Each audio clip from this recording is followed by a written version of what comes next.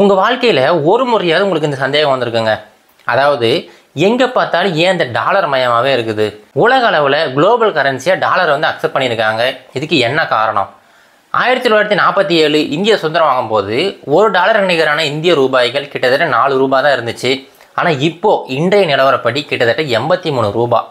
இந்த ஏற்ற இறக்கத்துக்கு என்ன காரணம்? நாளடைவில் போக போக டாலருக்கு நிகரான இந்திய ரூபாய் அதிகரிச்சுக்கிட்டே போகுது. அது மட்டும் இல்லாமல் பல நாடுகளுக்கு நீங்கள் வர்த்தகம் பண்ணணும் அப்படின்னா கண்டிப்பாக அந்த டாலர் தான் ஒரு முக்கியமான ஒரு கரன்சியாக இருக்குது. நீங்கள் கச்சா எண்ணெய் வாங்கினாலும் சரி, இல்லை டெக்னாலஜி வாங்கினாலும் சரி, இல்லை வேறு சில பொருட்கள் வாங்கணுன்னாலும் சரி, வேறு நாடுகளில் நீங்கள் பரிமாற்றம் செய்யும்போது இந்த டாலரை ஒரு குளோபல் கரன்சியாக பயன்படுத்திக்கிட்டு இருக்காங்க. இதுக்கெல்லாம் என்ன காரணம்? இந்த டாலருக்கு பின்னணியில் இருக்கிற அந்த கதை என்ன? இது ரொம்ப சுலபமாக ரொம்ப எளிமையாக உங்களுக்கு விளக்க போகிறேன். வெல்கம் டு தமிழ் சாளரம்.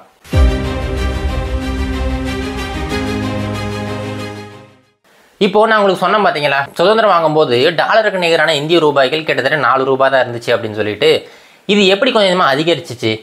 இதை உணர்த்துறதுக்காக ஒரு சின்ன கதை ஒன்று சொல்கிறேன். இந்த கதை மூலமாக இந்த டாலர் அப்படிங்கிறது எதனால் குளோபல் கரன்சியாக மாறிச்சு, அது மட்டும் இல்லாமல் டாலருக்கு நிகரான இந்திய ரூபாய் எதனால் அதிகரிச்சுக்கிட்டே போய்கிட்டு இருக்கு அப்படிங்கிற எல்லா கேள்விகளுக்குமே ஒரு தீர்வு கிடச்சிரும். இப்போது ஒரு இமேஜின் பண்ணிக்கோங்க, ஒரு ஐஸ்கிரீம் கடைக்காரர் ஒருத்தர் இருக்கிறாரு. நீங்கள் நடந்து போயிட்டுருக்கீங்க. உங்கள் பையன் வந்து நைனா ஐஸ்கிரீம் வாங்கி கொடுங்க அப்படின்னு சொல்லிட்டு கேட்குறான்.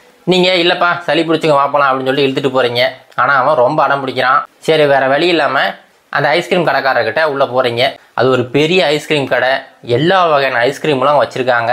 நீங்கள் போயிட்டு ஒரு 100 ரூபாய் எடுத்து கொடுத்து ஏப்பா ஒரு ஐஸ்கிரீம் கொடு அப்படின்னு சொல்லிட்டு கேட்குறீங்க. அதுக்கு அங்கே இருக்கிற கடைக்காரர் என்ன சொல்கிறாருன்னா, சார் இந்த இடத்துல நாங்கள் வந்து ரூபா நோட்டுகள் வாங்குறது கிடையாது, நாங்கள் டாலர் மட்டும்தான் வாங்குகிறோம். நீங்கள் போயிட்டு இந்த ரூபாயை டாலரை மாற்றி எடுத்துகிட்டு வாங்க, அப்போ தான் நான் உங்களுக்கு ஐஸ்கிரீம் கொடுப்பேன் அப்படின்னு சொல்லிட்டு அந்த ஐஸ்கிரீம் கடைக்காரர் சொல்கிறாரு. சரி, நீங்கள் என்ன பண்ணுறது தெரியாமல் இது எங்கே மாற்றுறது அப்படின்னு சொல்லிட்டு கேட்குறீங்க. அதை பக்கத்து கடை தான் இருக்குது, அங்கே போய் எக்ஸ்சேஞ்ச் பண்ணிட்டு வாங்க அப்படின்னு சொல்லிட்டு அங்கே போய் நீங்கள் கொடுக்குறீங்க. ஆனால் அங்கே போனால் அவங்க என்ன சொல்கிறாங்க அப்படின்னா, சார் இங்கே வந்து நீங்கள் 100 ரூபாய் கொடுத்தா $100 தரமாட்டோம், நீங்கள் 100 ரூபாய் கொடுத்தா நான் உங்களுக்கு வெறும் $5 மட்டும்தான் கொடுப்பேன் அப்படின்னு சொல்லிட்டு சொல்கிறான். இது என்ன பெத்தலாட்டமாக இருக்குது? நான் 100 ரூபாய் கொடுத்தா நீ எப்படி $5 தான் கொடுப்பேன் அப்படின்னு சொல்லிட்டு நீங்கள் கேட்குறீங்க. நீங்கள் வேணா வாங்க, வேணான்னா போய்கிட்டே இருங்க அப்படின்னு சொல்லிட்டு அந்த எக்ஸ்சேஞ்சுக்காரன் சொல்கிறான். பக்கத்தில் உங்கள் பையனுமே அப்பா எனக்கு ஐஸ்கிரீம் வேணும், அப்பா எனக்கு ஐஸ்கிரீம் வேணும்னு சொல்லிட்டு அலறிக்கிட்டே இருக்கிறான். உங்களுக்கு வேறு வழி இல்லாமல் சரி கொடுத்து தொலைங்க அப்படின்னு சொல்லிட்டு 100 ரூபாயை கொடுத்துட்டு வெறும் $5 வாங்கிட்டு வரீங்க.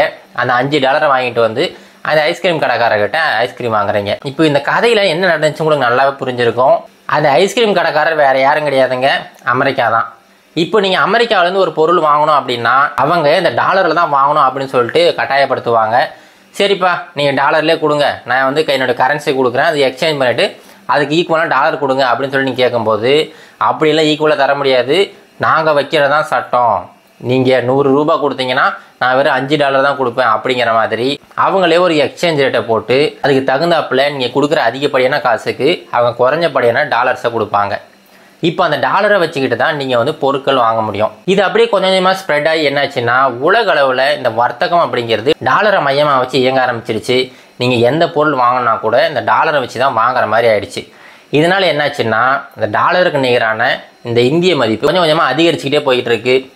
இப்போது இன்றைக்கி நீங்கள் 84 ரூபா கொடுத்தா தான் நீங்கள் $1 வாங்க முடியும். நாளடைவில் கொஞ்சம் கொஞ்சமாக அதிகரித்து நீங்கள் 100 ரூபாய் கொடுத்தா தான் $1 வாங்க முடியும் அப்படிங்கிற நிலைமை கூட போகலாம். இப்போ இது எல்லாத்தையுமே முற்றுப்புள்ளி வைக்கிறதுக்காக பிரிக்ஸ் அமைப்புகள் எல்லாம் ஒன்றா சேர்ந்து புதுசாக ஒரு கரன்சி உருவாக்க போகிறாங்க. அந்த கரன்சி வந்தால் டாலரோட இந்த ஆட்டம் அடங்குமா, இல்லை வேறு என்னென்னலாம் சிக்கல்கள் இருக்குது அப்படிங்கிறத அடுத்த பதிவில் பார்ப்போம். இதோட இந்த வீடியோ முடிச்சுக்கலாங்க. மீண்டும் ஒரு நல்ல இன்ஃபர்மேஷன் உங்கள் மீண்டும் சந்திக்கிறேன். நன்றி, வணக்கம்.